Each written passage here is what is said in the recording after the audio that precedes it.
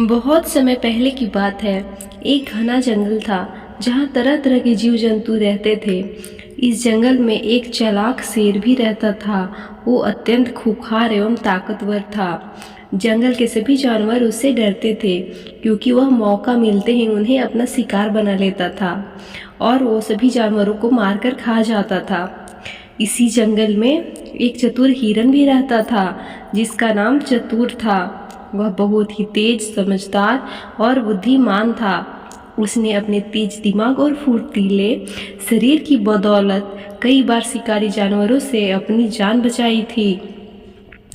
जंगल के सभी जानवर बाघ के डर से हमेशा सतर्क रहते थे। वह जब भी शिकार के लिए निकलता था, पूरा जंगल खामोश हो जाता था। हिरन, खरगोश, बंदर और अन्य जानवर छोटे छोटे झाड़ियों में छिप जाते थे। बाघ की दहाड़ सुनते ही जंगल की नदियां और तालाब भी जैसे सिहर उठते थे।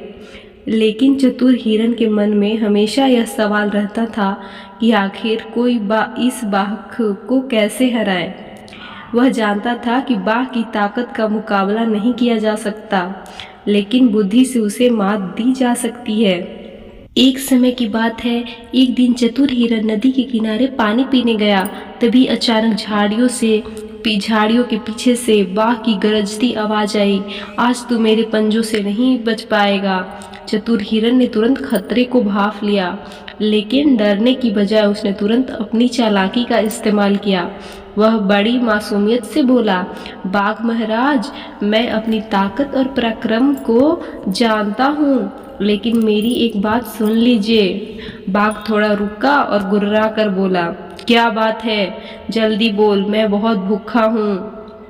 हिरन बोला, मैंने सुना है कि इस जंगल में आपसे भी बड़ा और ताकतवर बाघ आ गया है। उसने कहा कि यह जंगल अब उसका होगा और कोई दूसरा बाघ यहाँ नहीं रह सकता। यह सुनकर बाघ गुस्से से भर गया।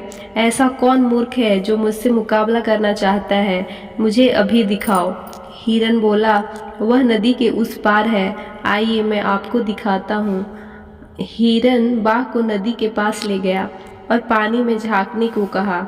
जैसे ही बाघ ने पानी में देखा, उसे अपनी ही परछाई दिखाई दी, लेकिन उसे लगा कि यह कोई दूसरा बाघ है। बाघ गुस्से में आकर उसने दहाड़ लगाई और पानी में पंजा मारा। पानी में हलचल हुई और जब उसने दोबारा देखा तो उसकी परछाई और भी डरावनी लग रही थी। अब वह पूरी तरह से उग्र हो गया और अपने दुश्मन को मारने के लिए नदी में कूद पड़ा। चतुर हिरन की विजय हुई। नदी में गिरते ही बाघ गहरे पानी में चला गया। उसे तैरना नहीं आता था और वह पानी में डूबने लगा। इधर चतुर हिरन मुस्कुराया और जंगल की ओर भाग गया। कुछ देर बाद बाघ किसी तरह किनारे पर आया, लेकिन तब तक उसकी ताकत बहुत कम हो चुकी थी। उस दिन के बाद से बाघ ने कभी भी चतुर हिरन का पीछा नहीं किया। जंगल के अन्य जानवर भी बहुत खुश हुए और उन्होंने चतुर हिरन की चतुराई की सराहना की। इस कहानी से हमें यही सीख मिलती है कि शारीरिक ताकत से ज़्यादा बुद्धि का महत्व होता है। कभी कभी चालाकी और संयम से बड़ी मुश्किलों को हल किया जा सकता है।